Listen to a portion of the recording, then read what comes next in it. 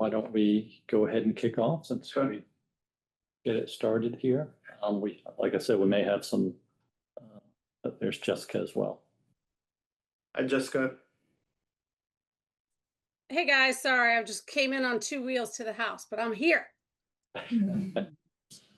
That's what matters. All right, so first order of business is a roll call. So in person first, Rich Smith, present. And then we'll go around on Zoom. BJ Klein, present. Jessica Cannon present. Val Jean Estes present. John Sullivan present. Andrea Bennett present. All right, sounds good. And first order of business is approval of the last month's minutes. Are there any discussions, comments, questions, concerns about meeting minutes from last month? June minutes. June minutes, I'm sorry, that's correct. Not hearing any. Okay, we approve the June minutes and we'll move on to item number 1, which is talking about SB 266, formerly SB 261. So I'll hand that over to you, David. Thanks, y'all. Yeah, the history of 266. I know we've had this one in front of the group already before, but just wanted to make sure everybody knew what the latest is with this bill here in North Carolina. It originally started out as 261, Senate Bill 261 that we spoke about previously. Morphed, Senate Bill 266 was gutted and language from SB 261 was placed into 266.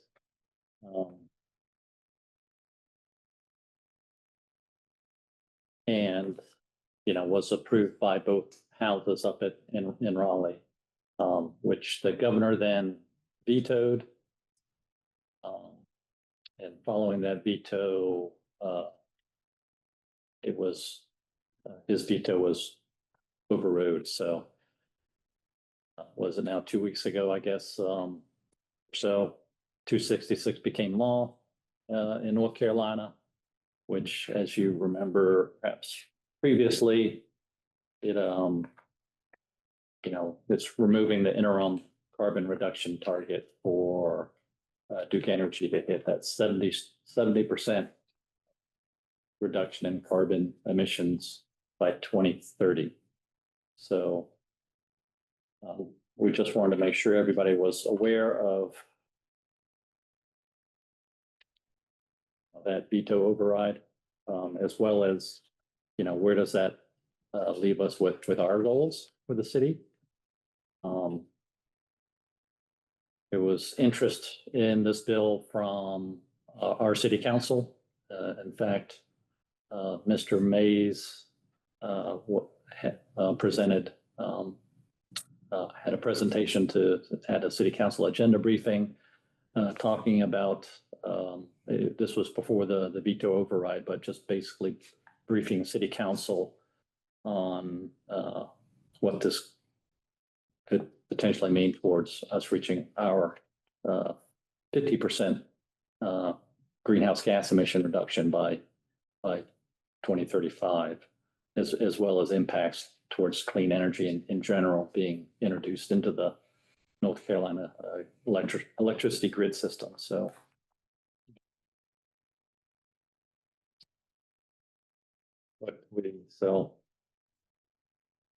yeah, in general, like I said, the bill eliminates the 2030 reduction carbon target. It does keep the 2050 carbon reduction target for Duke Energy to hit, but not a whole lot of short-term goals in order to be able to reach that point. It also provides a construction work in progress rate structure for Duke Energy to be able to levy charges on customers for any planned new power generation facilities.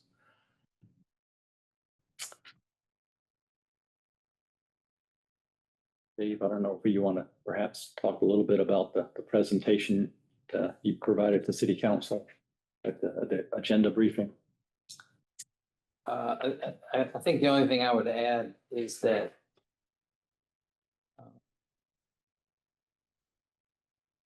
they basically asked. Hey, Dave, I'm sorry. Can I just pause you before that? Someone just reached out to me. Is the public allowed to join the Zoom or watch the Zoom? Yes. Yes, they are. We Okay, have two, so, looks like we have two guests today, so. gotcha. I guess some people are having trouble getting in. I don't know if you have to let them in the room or I see someone named Barbara is joined in. Barbara, how did you get in? Oh, we can't hear you, Barb. You're muted.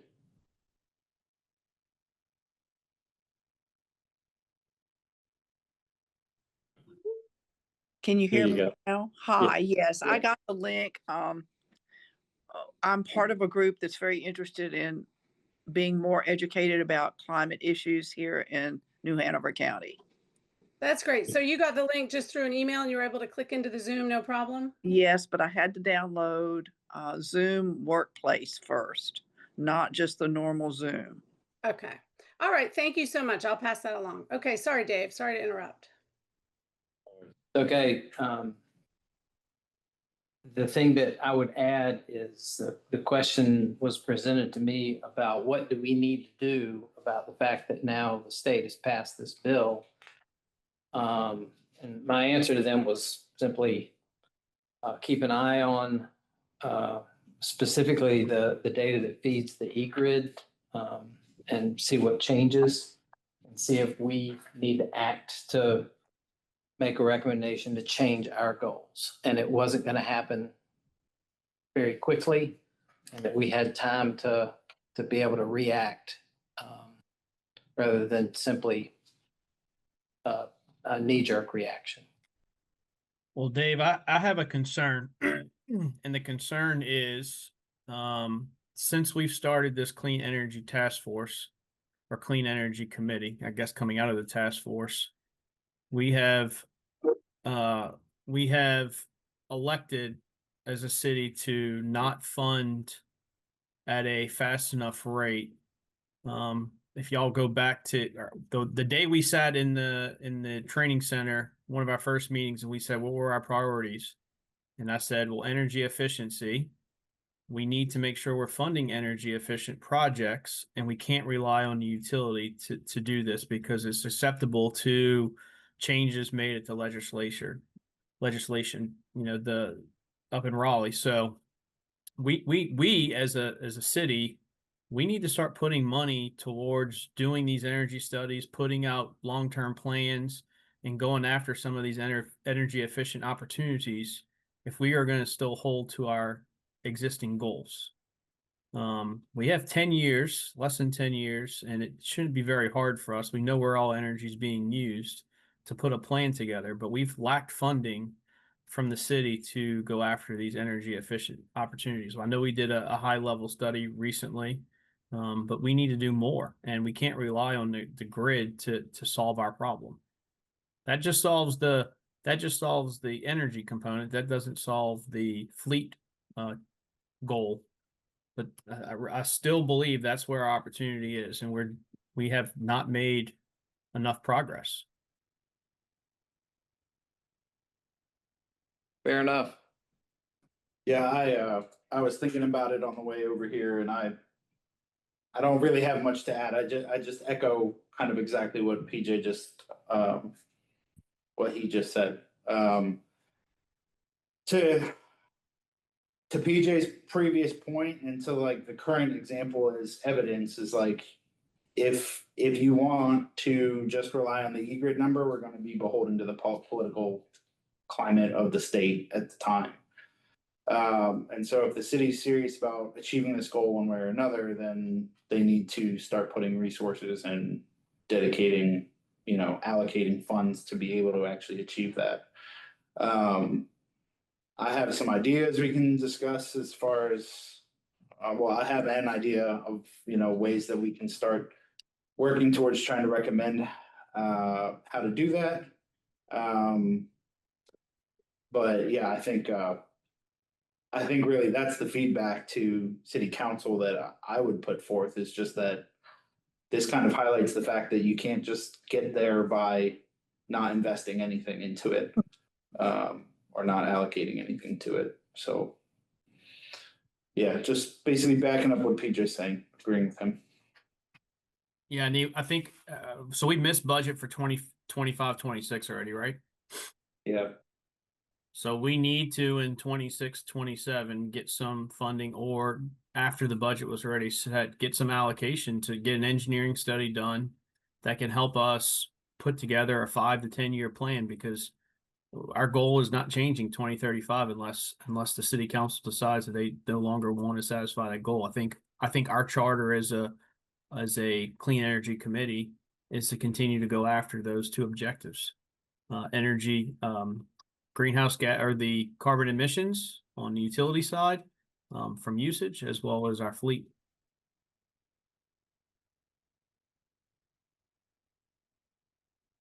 Yeah, I think Dave and I probably both agree with that, additional budget towards being able to make some real dents in particular our high energy using facilities.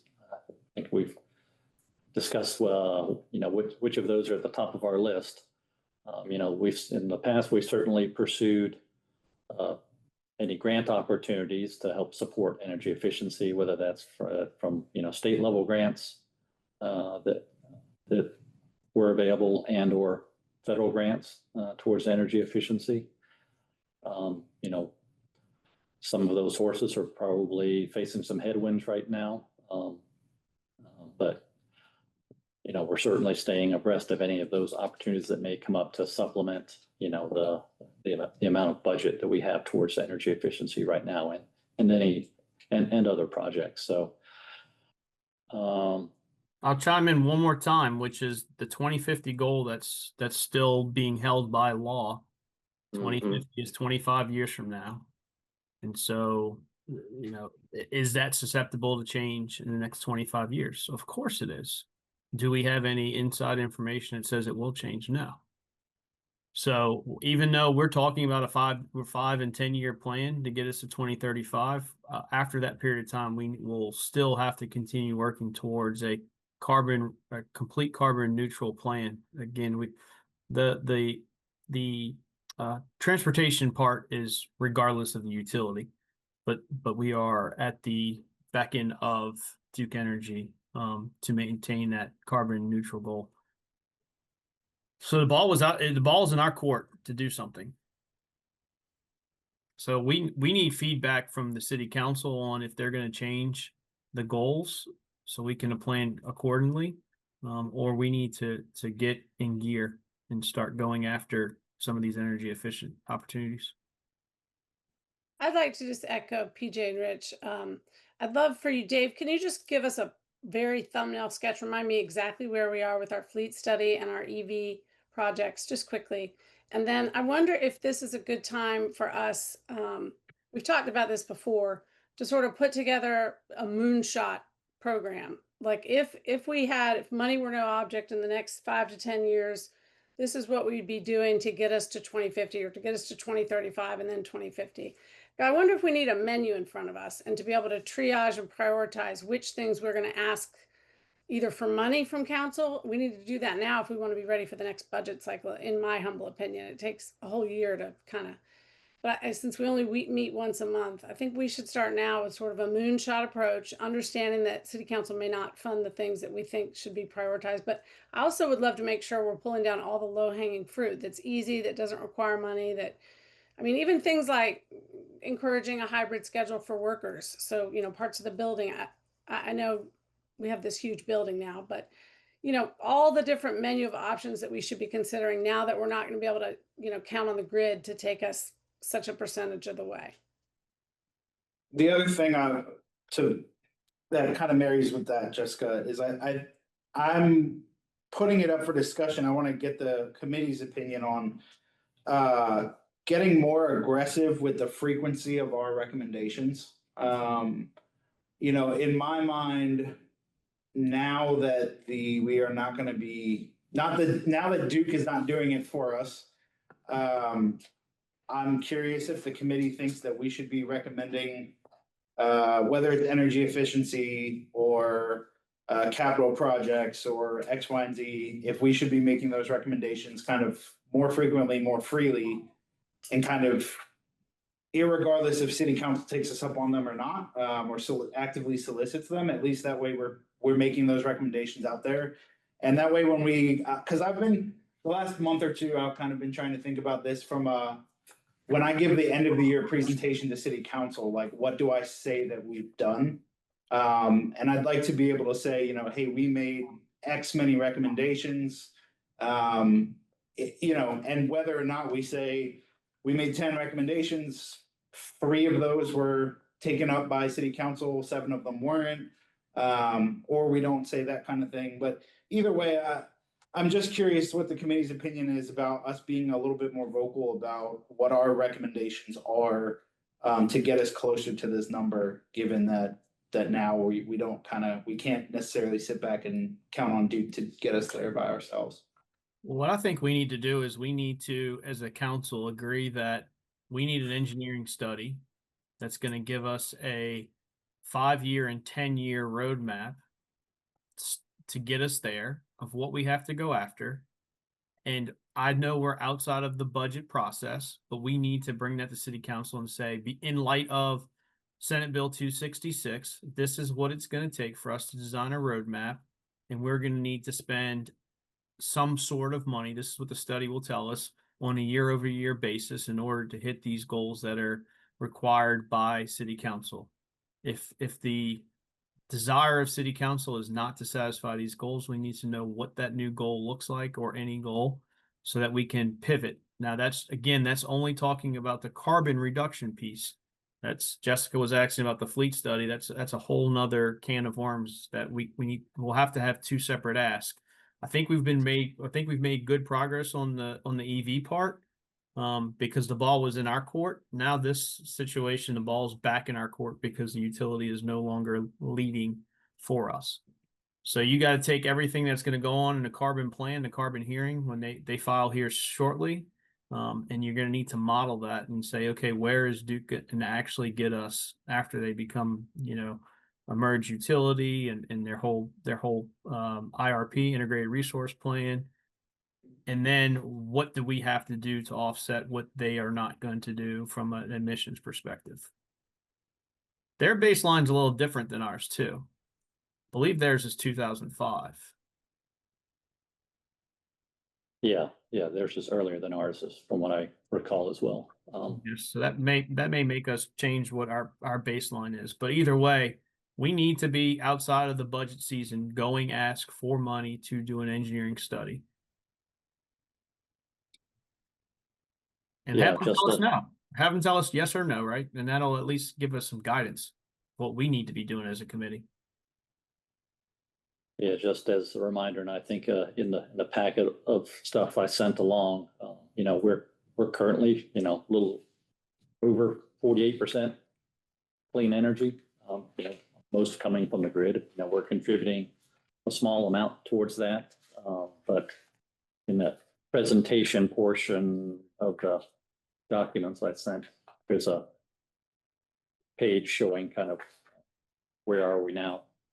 Yeah, but remember that excludes what Duke is going to do between now and 2035. That's So true. We need to understand what they're going to be doing over the next 10 years, because if their grid stays the same, then we're not going to make progress unless we do it ourselves. If the grid gets worse, then that means the more we have to do. If their grid gets better, that means the less we have to do. I would, just from an industry perspective, I would expect the grid to get worse, at least in the short term, based on the projections I've seen from the data centers that are coming online and the amount of energy that they're going to be requiring. I don't see how they'll be able to spin that up from a renewable energy standpoint in that time frame. So in my mind, that's going to result in oil, coal, natural gas plants operating either at higher capacity or new ones being built to accommodate those, because I don't see how they're gonna get anywhere near what that projected excess usage is in the short term by like the next 5 years. So I would expect that number to go down, that E-grid number to go down. Well, the only unknown is small modular nuclear reactors, but I don't see those. I don't. Well, we've been anticipate- saying, they've been saying that for like how many decades now, and it's, But yeah, I don't think by 2035 we're going to have a ton deployed, but I could be wrong. Who knows? Doesn't the whole artificial intelligence drive, you guys let me know, does that change the small modular nuclear reactor trajectory? I feel like I read that every once in a while, that So some my, of the bigger hitters are really pushing. my insight is that these large companies, these data centers are heavily interested in SMRs just because of the carbon-free emissions, and they need a lot of power real fast. I just heard, which day was it? Oh, it was this past Friday, that the utilities are hoping to have them on, the first ones online 2033, 2034. So we're still a good 7 to 9 years out before we actually start seeing power coming out of these things. and Yeah, the projection short I've term seen is is that the projection I've seen is that by 2030, there can be up to an extra 166 gigawatts of electricity demand from these data centers. In North Carolina. No, nationwide. Yeah, it's just how they're going to service the demands, the open question. Correct. Well, what's the date for Duke's next plan? They have to file is September sometime, isn't it, PJ? Yeah, for their filing will be sometime in September, and then I believe there's 60 or 90 days between the filing and actually the hearing, and then the Yep. Utilities Commission has 270 days from the date of filing to actually issue a ruling. So we won't know anything until mid to late summer next year. Probably be June. If I had to guess. Yeah. Does anybody have a sense of how much an engineering study, that the likes of the one PJ was referencing, giving us like a 5 and a 10-year roadmap? What's the ballpark of something like that costing? You probably can get a preliminary feasibility study done for $20,000 to $50,000. I think probably 50 is on the high end. And then after you get the study done, they'll come back and give you a detailed, this is what we want to do from a high end study. And my guess is that's probably going to be about 100,000. So, does the city, I know at CFPUA, sometimes smaller, less than a couple 100,000 projects, sometimes those can be kind of pulled out of a various column without requiring a whole new budget. Does the city have any kind of flexibility on things like that? Because when they made their budget, they didn't know that Duke was going to be bowing out of meeting their 2035 goals. And is it something that we could, in theory, ask for soon? Like, come on, check the couch cushions, new city manager that just got here. I'd be more optimistic about a request in the budget process than one of hoping that we have something in the couch cushions. At least right now. Is there anything that Terracon report had that's of what's Terracon, right? Of use Yeah. for energy efficiency? I can't remember the results. It was looking at just this one facility here at Skyline, but yeah, they did have some projected energy savings from the lighting retrofit, and that it was really just the lighting and lighting systems that they took a look at. So it wasn't a whole building, all systems analysis. Let me just go back to what, fill in a little bit more about Jessica's question here. Is that y'all are free to make the recommendation that you want. It's our job to kind of fit that recommendation into a pathway hopefully that works. And I think the pathway of hoping that we can find something now is less likely than hoping that we can find something in the budget process. So just wanted to clarify that for y'all. And so Jessica, my question for you is, do you feel like, so, Dave's feedback is it's not likely that that would succeed.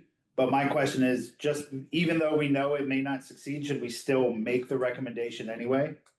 Yes, and Um, absolutely. I would make a motion right now that we go ahead and however administratively you would like us to ask for this, but I would make a motion that we go ahead and ask for it. And if we need to talk a little bit more about exactly how we want to ask for it, that's fine.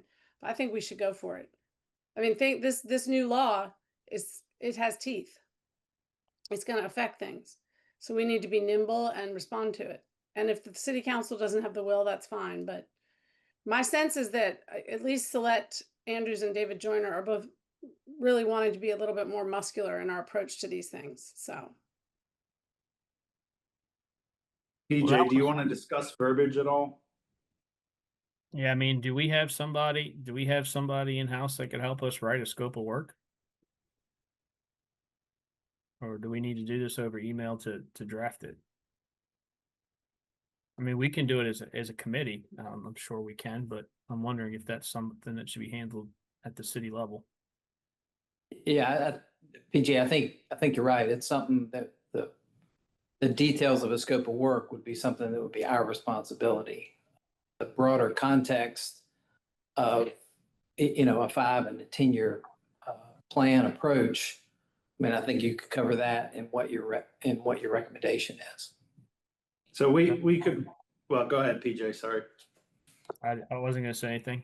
Okay, I would say then, our recommendation or Jessica's recommended, motion could be to recommend, city staff to develop a scope of work to put out a budget request or a, inter-budget request for city council for a feasibility study, for energy efficiency and how to meet these clean energy goals that we have with the facilities that are, on site. And we can make that recommendation and then, that kind of leaves it to city staff to develop the scope of work themselves. We could also, if we wanted to say like, we'd like to see a draft of that before, before the request is made, we can. That's kind of up to city council or up to the committee here. But that's kind of what I would think the initial ask would look like. But, Jessica, PJ, you guys give me your feedback. that sounds good to me. Yeah, I think we need an engineering study. We need an engineering study to provide us an estimate on a detailed study for a 5 and 10-year roadmap. So Jessica, do you want to make that motion? Yes, I would like to make the motion the way Rich just described it. I will second it. Okay. Wait a minute, I got to make sure that the motion is ready. So Go ahead. an engineering study on energy efficiency. Are you restricting it to energy efficiency or energy renewable energy opportunities, or And is that carbon included? reduction. Both. Yep, and carbon reduction strategies. Yeah, so carbon reduction strategies that include energy efficiency as well as renewable on-site generation or, VPPs, virtual power purchase agreements.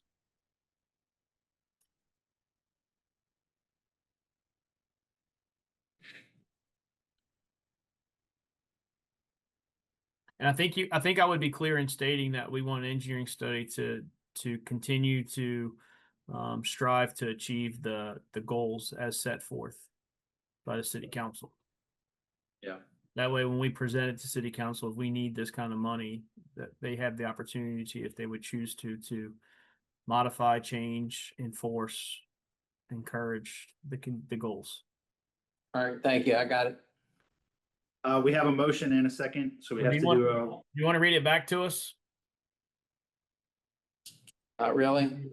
Okay. I'm just kidding. Got it.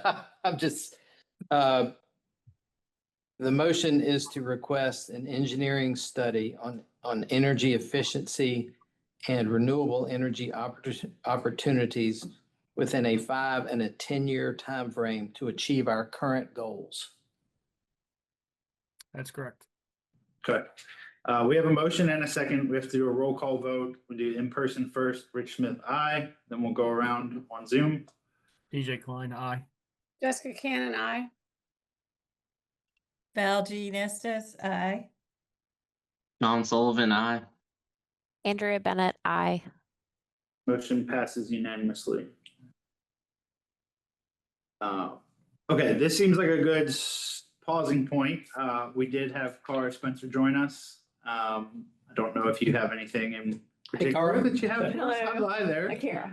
Kara, I'm sorry, Kara. I don't know if you have anything in particular you want to discuss with us, but I want to give you that opportunity. I really just wanted to use this as a learning opportunity to get this group's reaction to the new state law and to get a sense of what recommendations you felt you might be interested in making. I am coming in late, so this maybe was covered already. I'm curious, related to this motion to do an engineering study. Was there a discussion about the possibility of that, or understanding that council may want to modify our carbon reduction goals instead of finding out how to Meet the fill the gap existing. ourselves? Yeah. So Dave filled us in that he had an informational presentation during an agenda briefing. That question was posed to him. His response was that this is a kind of slow moving process, and that so that the city council had time to wait and see and react. And I want to make sure and clarify, because I feel like that may have been misinterpreted what I said. Okay. What I was saying what I was intending to mean when I said that was that the e-grid is not going to change dramatically overnight. Sure. That's gonna, it's only updated every 2 years. And when it does change, it changes kind of, at least the trend is that it changes slowly. It's always looking back, like the most current one is. Right. And that was the intent of my comment. And I Okay. just want to make sure that y'all understood. It's not that, they don't have to react or they don't have to change goals. It's just that number, which is very important in how we evaluate our progress, doesn't change Overnight. rapidly. And that's the My purpose. fault. And that's the purpose of us asking for an engineering study, because then that gives city council an opportunity to weigh in on if we should continue down the path that we've been working on for the last, I don't remember how many years now, since 2020, at least from the task force perspective, or if we need to pivot. Right. Now, my follow-up question, I guess, Dave, is do you feel that's how it was interpreted by city council? Or maybe not? Yeah, it's a valid question, and I'm not sure I have an answer for it. Okay, I mean, that's fine. I just, you had the opportunity to clarify for us. I didn't know if, I don't think, probably the more interested council members are gonna come back to us and say, change the goals anytime soon. They may come back and say, how can we better establish our progress moving forward? I don't know. I mean, Kara may have, a face. she may have. Really, I mean, I think She may have more of an instinct of what that might look like, but. I just want to be sure, looking at it from your interests. So think about what this group wants. What is the outcome? What is the end goal? If the end goal is that you want us to maintain the current standard and find a way and money to meet that standard, that's choice A.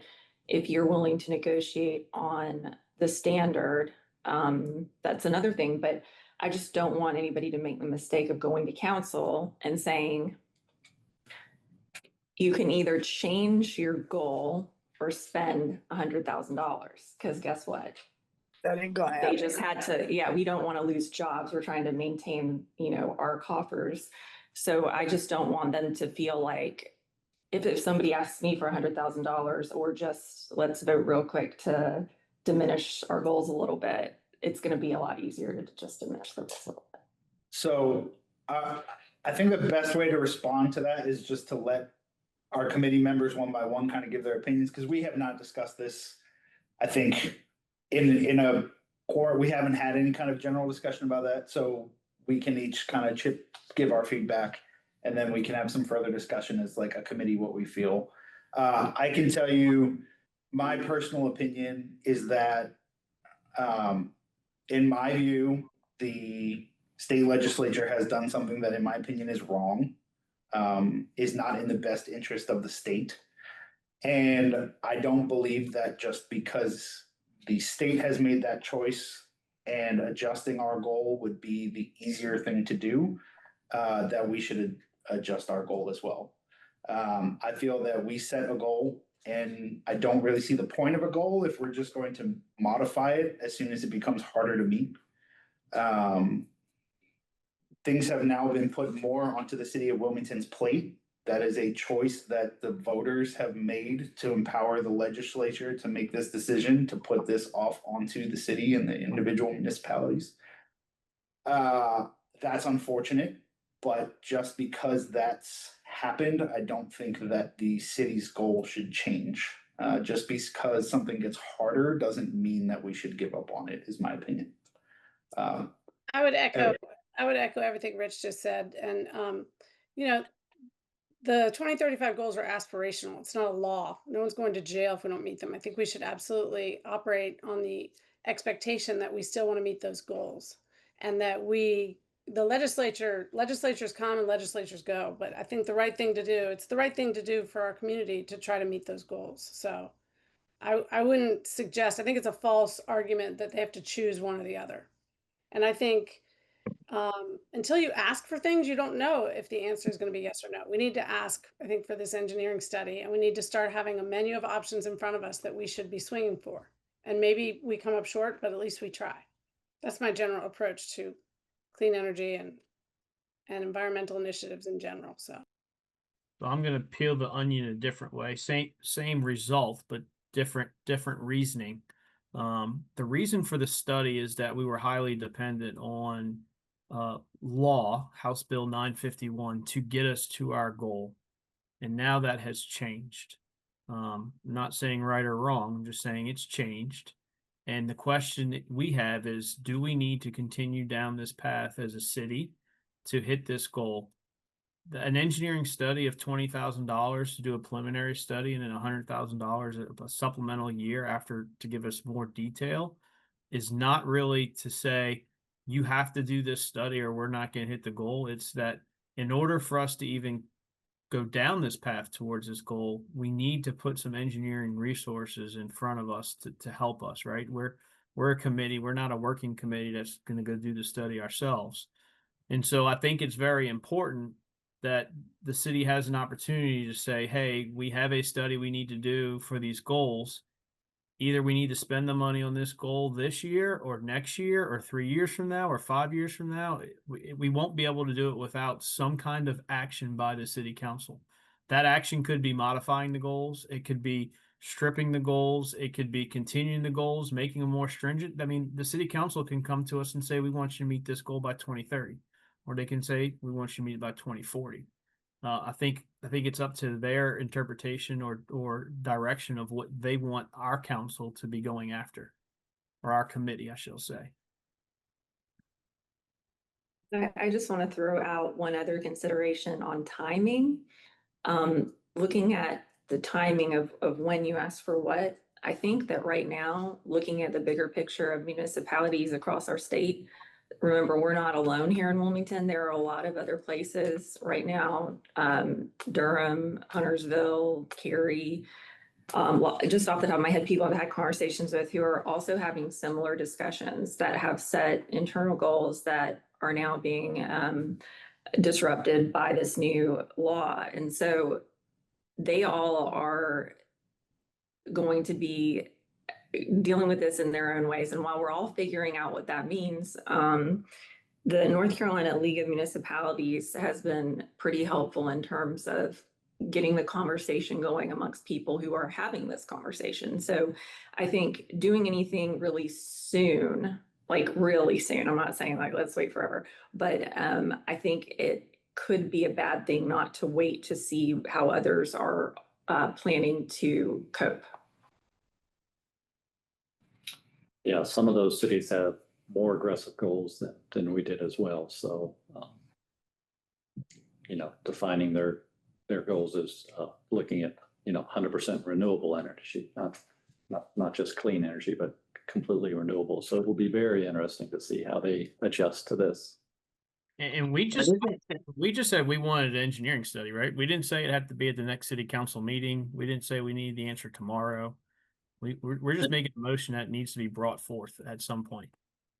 Yeah, well, can I just say, like, our goals are still all doable. There's no reason to give up them now. I mean, we could wait at least until 2030 when we know we can't do it. Also, like the engineering study, if it's going to be mainly focused on energy efficiency, you're making money, or at least you hope to make money in the long term. So it's not an all loss of expenses.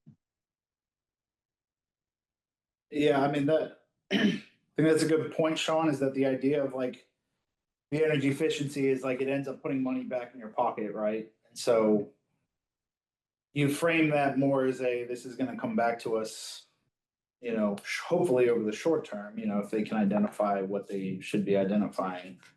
And that's part of what I had been thinking about in the last month is, recommending kind of for lack of a better term, like a self-sustaining fund where they put in a certain amount of money for energy efficiency projects that then have a, measurement and verification portion of it to where they can actually verify the savings.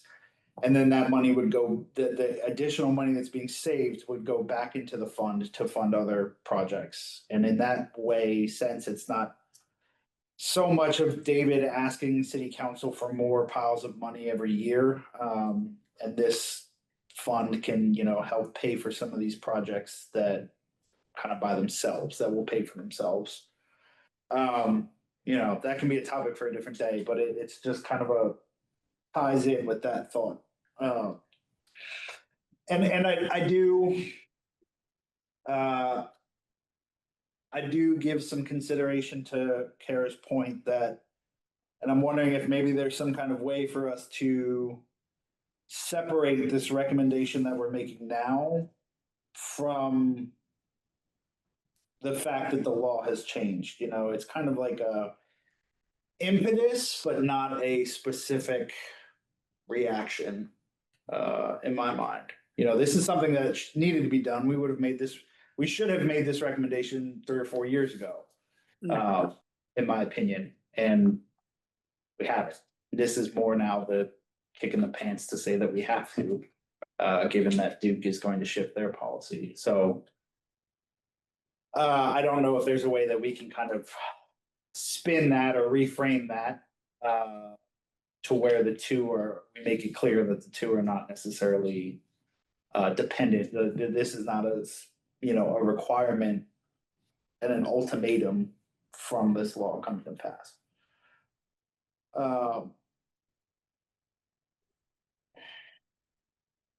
Yeah, I don't know if there's any other feedback from the committee. What is the best way / is there a way to tap into the League of Municipalities? Is that a thing? That we can it's almost like it's not a direct to consumer kind of organization. It's more of like the cities of North Carolina essentially pay to be a part of this for its services that they provide legally, financially, budget wise to different cities. And so it's something that city employees and officials have access to. And so I correspond with them frequently in my work, and I can certainly keep you updated on the work that the league does related to municipal responses across the state on this in particular. Can city employees or city council make requests to the League of Municipalities for information or for focus on a topic? Or is it just kind of like the League of Municipalities picks as an organization, they're choosing what they're kind of putting out and the city just gets that? We make recommendations, but they essentially, their kind of marching orders are when they see, okay, this is something that a lot of cities across the state are dealing with, and we want to be supported by maybe pulling data on it and providing it to everyone, or it's definitely nonpartisan. So Sure, yeah. anything partisan is out of the question. But Yeah. if everyone is confronting a similar blockage, they're really helpful in providing data, attorney support, budget support, whatever it is. And so we do have access to those resources. And anything that I get from them or hear is on the horizon from them, I can, definitely make sure that our Daves have it. So I guess my question is, whether it's effective or not, or whether the city council chooses to do it or not, could this committee make a recommendation to request that the League of Municipalities gather more information or foster collaboration between the cities as far as how they are responding to their own clean energy goals versus the change in this state law? Not the way you put it, but they are already doing that. So the recommendation would be from Mayor Sappho. So Mayor Sappho, our Wilmington mayor, we're very lucky that he is a leader within the League of Municipalities. So when he sees those patterns, he's able to exert influence. This is one thing that he is very interested in. And so he's able to voice that in his every Friday morning meeting related to this topic. So we already know that they're working on this. And this is something that we're already in conversations with them about. I don't know what form it's going to take whether it's reports or here's what's happening across the board already and what other people are doing, getting a conversation going. They're really good at just outreach, finding out what everybody's doing so that all of us are Everyone's in the calling loop. around. Yeah. Yeah. But they're already working on this is the good news. Andrea, you have your hand up. Yes. So thanks for explaining that. I just wasn't, sounded like a little superhero group or something, the League of something. I wasn't sure. David, I know that you have in years past had some partnership with like the sustainability managers in Charlotte and the sustainability managers in other cities. Have we heard, I mean, I know that this is like pretty recent information and I know everyone is kind of just working to deal with what the impact of this is, but have you heard from any other sustainability managers or teams or anyone else kind of in a parallel flow of information about how other cities in North Carolina are dealing with this? Not yet. Yeah, as part of our Southeast Sustainability Directors Network, we have a North Carolina specific call once a month.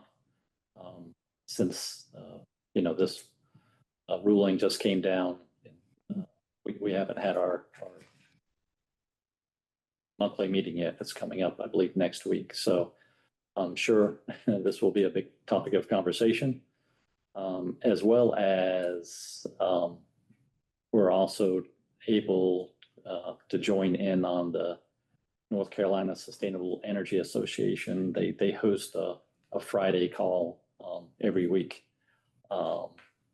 So yeah, obviously this is a topic of conversation as well in regard to how various cities are going to adjust to this and kind of what plans are. So I'll certainly follow up with the group here after our call this month and share any information, words of wisdom, direction that some of the other cities are taking.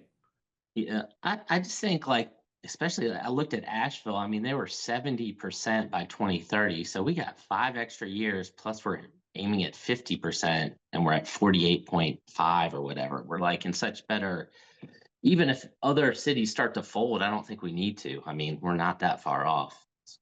I don't know where I see it. Yeah, Sean, I agree with your earlier statement. I think our goal is still very achievable. You know, granted that, as PJ was saying, that E-grid numbers probably going to fluctuate. We'll have to wait to see if it's going up or down, but certainly, you know, with its ruling, it's looking like it could go down, but, you know, again, that E-grid number only comes down in every couple of years, so it'll be a while before we see what the impacts will be on the grid as a whole. Kara, has there been any- Regardless, Sorry, we go have to have a plan, right? And Agreed. so, Yep. can we wait 5 years and still achieve it? Absolutely. But all it comes down to is dollars. And so if something happens where the E-grid number goes backwards and we got to throw a whole bunch of dollars at it, I think there's a more appetite to have a level set spending over a 10-year period than we need to spend in 3 years. You know, inflation, things are not going to come down cost wise. Things are going to continue to go up as everyone else is trying to potentially achieve these goals. So I think that roadmap is going to be helpful regardless of when we actually started. We'll share that. I'm also sitting in on a monthly call from SSDN. It's looking at how various cities are funding their sustainability efforts. Similar to what Rich was saying, some of them are doing some kind of a revolving fund where energy efficiency or other projects are feeding back into it, so it's kind of self-sustaining. You know, others have direct budget allotments, but it's certainly being very informative on what strategy we might look at trying to create I do like the thought of a revolving fund where energy savings help go back into just kind of a ongoing funding, and as opposed to having to ask for new money every year. But it's got to be pretty strong measurement and verification protocols. Sure. Kara, has there been any interest or discussion at any of the levels that you interact with about like we've talked up till now, we've been talking about the clean energy piece of it. Has there been any interest or discussion about the I don't remember exactly what the verbiage they used is, but the work in progress, the cost for work in progress, where they can Duke can basically charge ratepayers for the power plants that are under construction before they're actually opened. Has there been any focus on that portion of the bill rather than just the clean target being? Oh, yeah. In fact, I think that, again, just opinion here, but I think that what interests the North Carolina public most is the aspect that they're paying for things that don't exist yet. And so there's a lot of speculation on both sides, saying this is, it's when you see something that is called the Power Bill Reduction Act, you already know to look into whether or not this is going to reduce power bills. And there's a lot of strong opinions on both sides of that. And studies have been done that have said the exact opposite of each other on what the actual impact to consumers will be. And so that is what interests individuals in the state most, and certainly individuals in Wilmington most. And so it's you guys' job to care about the other portion of it, for sure. It's everybody's job. It's what we're talking about today. I would say that if you look up blog postings, reactions, anything related to this legislation, it's people asking, what is this going to do for my family? Well, and it's from my perspective, from my experience, it's almost more useful for us, if you can use that to kill the second bird, right? Like that stone to kill the second bird, where we're worried about funding for clean energy. But if we can tie that into depending on which expert you ask, your rate may be going up. And so the less energy we're using, the more we can offset that additional cost. The two kind of go hand in hand. And so from what you're saying, I think there's a strong case for us to make that we should be focused on that portion just as much as the clean portion, you know, if you draw city council's attention to, we're asking for $100,000, not because we want to save the planet, but because we want to offset the projected costs from the rate increases of this new bill. That can be more palatable versus, I feel like we have to wait and see which way it goes in reality, though. Only time will tell whether the rates are going up or down, depending a lot on what facilities they decide to build. And so that's something that's going to shift probably frequently in the coming years. from the engineering person. I get what you're, I 100% understand what you're saying from the engineering side, like waiting till it's till we're already feeling the pain is like is a terrible idea to me. You know, it's a hard to like, it's like, well, why wouldn't we plan for it, or, you know, ahead of time versus wait to feel the pain and then react to it, where I'm always trying to be proactive versus reactive to these things. If we had just one study, I'd say have at it, but. I think there is a study or at least a case study from South Carolina where they charged the rates did increase to build a plant, and they put some number of billions of dollars into it, and then the plant never actually opened. Yeah, it's their nuclear plant. Yeah, but the ratepayers did have an increased rate for really no additional capacity. And we'll continue to have to pay for it Correct. because, yeah. So that is like, we do have that as a case study, I believe. I think, I don't have it on hand, obviously, but Yeah. that was kind of one of our, when this bill was up for discussion, that was one of the initial things we were talking about here, is that like we have evidence of where these plants never actually open, but the ratepayers are footing the bill for them. Yeah. Just curious, if Duke was to come back with a proposed rate increase going in front of the Utilities Commission, do they have to identify the portion? Does the bill require them to identify any portion of rate increases that is because of CWIP? Do you know if the bill's that specific? I have a fact sheet. Give me 5 minutes. Okay, I can because tell you. I think that Sure. that gets that. That would be your case study right there. Yeah. You know,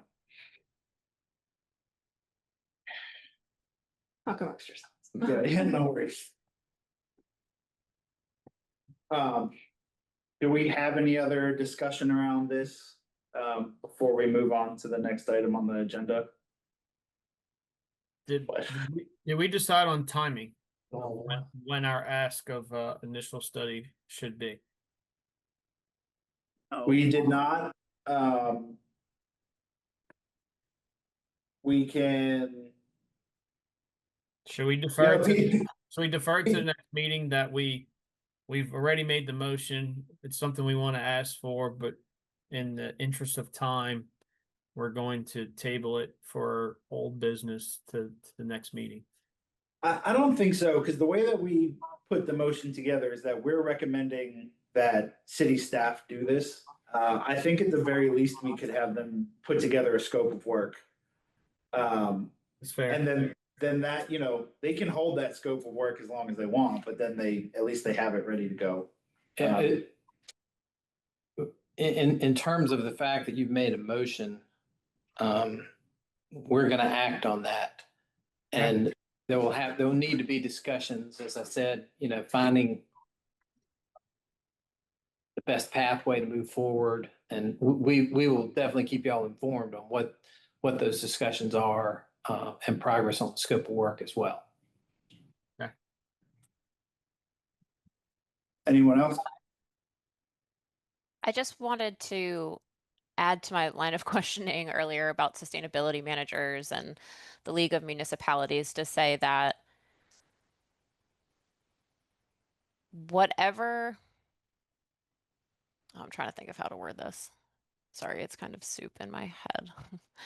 But like, whatever happens clean energy wise in Wilmington, this, like, all cities are dealing with the same thing, whether or not they have, you know, a clean energy committee like we do, or if they are like, you know, Sean, I think your comment was like, oh, you know, if it feels like they might be folding or something like that, like I would love to use this as an opportunity to reach out and build community if possible and bolster partnerships that we have, because the state level support is clearly not, with respect to who is in office right now, clearly not there.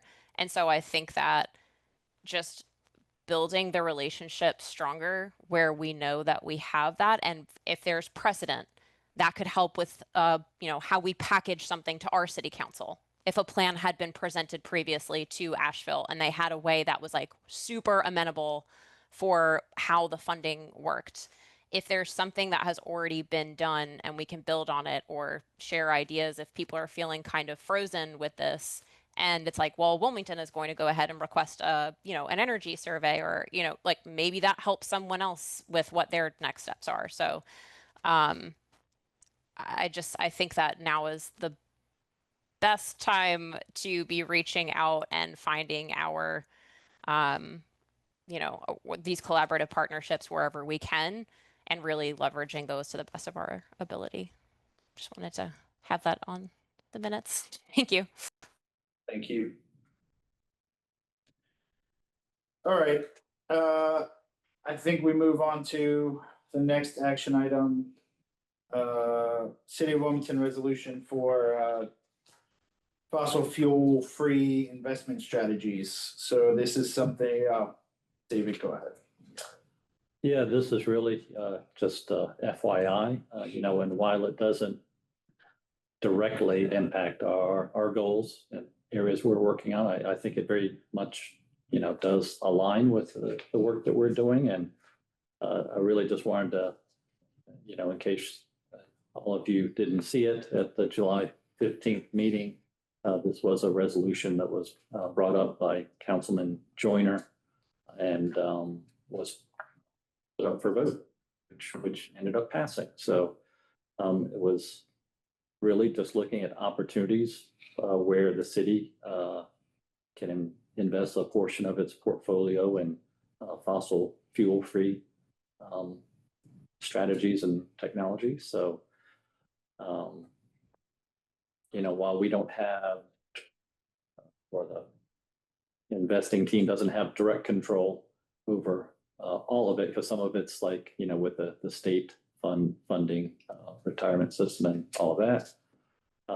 There is a portion, that is available for us to have some kind of control over. So that's the chunk that they would be looking at.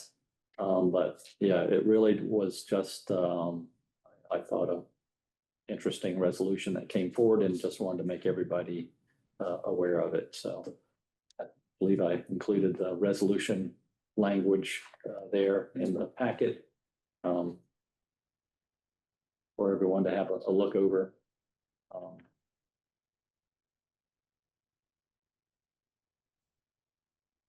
And I guess one of them, like I said, they can't control the whole chunk of investment that the city does, but things that we directly purchase, things like, we purchased a large portion of paper products, variety of types. So,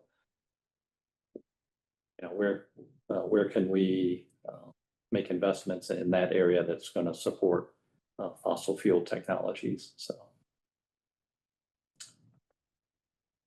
So during our agenda briefing, one of the follow-up questions I had for David from this was if the PR department, the media department, communications department had put out anything kind of, just highlighting that this resolution was brought up and passed. Because, in my mind, it seems like an easy win, right? Like it's something that has already happened. Clearly, the city council approved of it.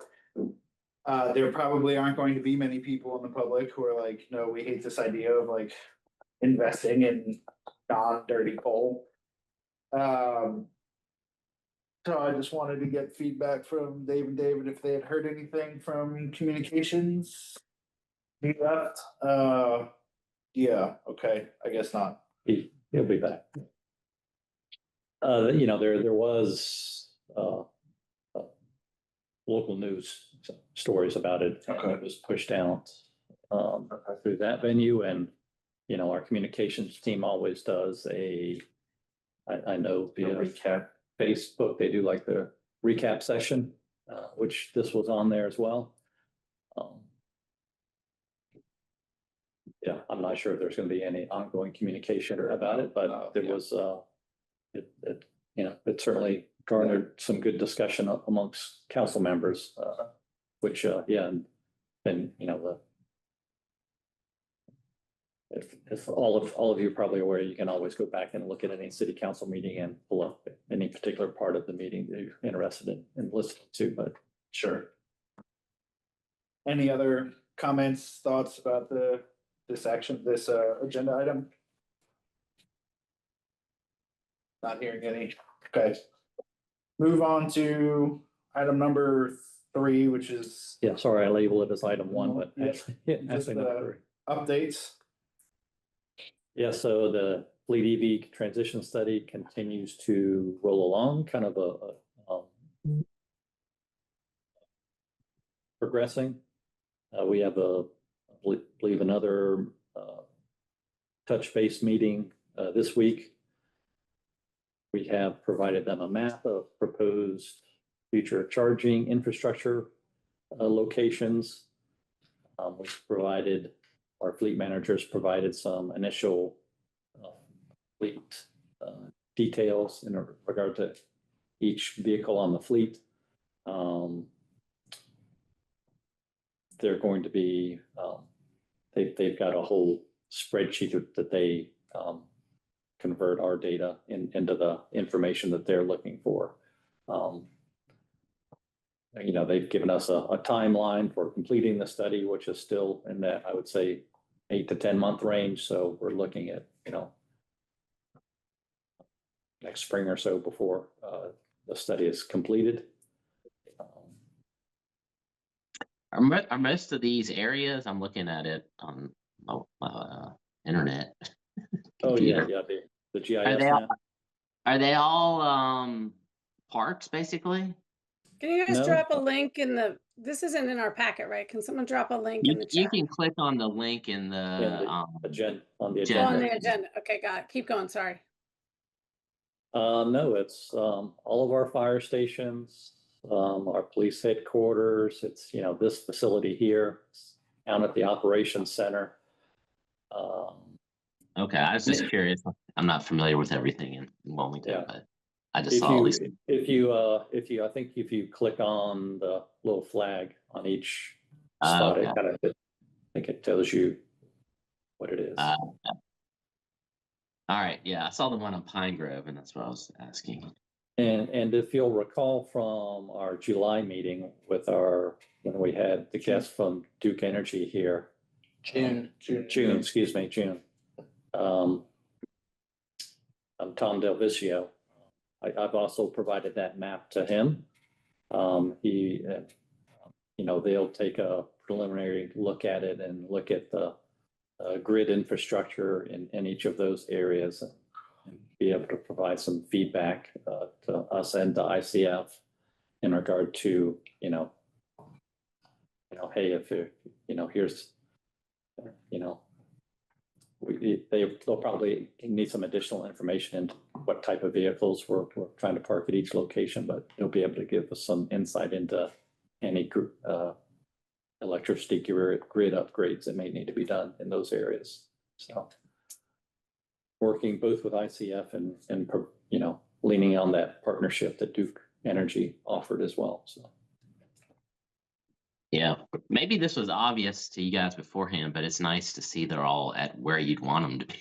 I mean, if we're trying to make this EV transition, it's at the police station or at the fire station, or I mean, that's probably obvious to you guys already, but maybe not to me.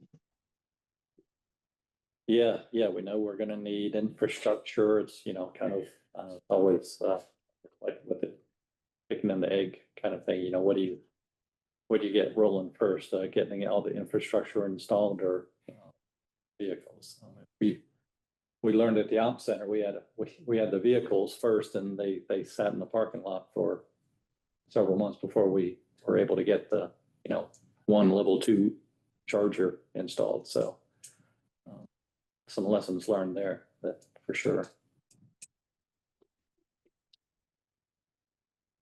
But yeah, the study continues. We're having, bi-weekly calls with ICF just to stay in touch and in regard to the data that they currently have and any additional information that they're going to need. So very much work in progress still.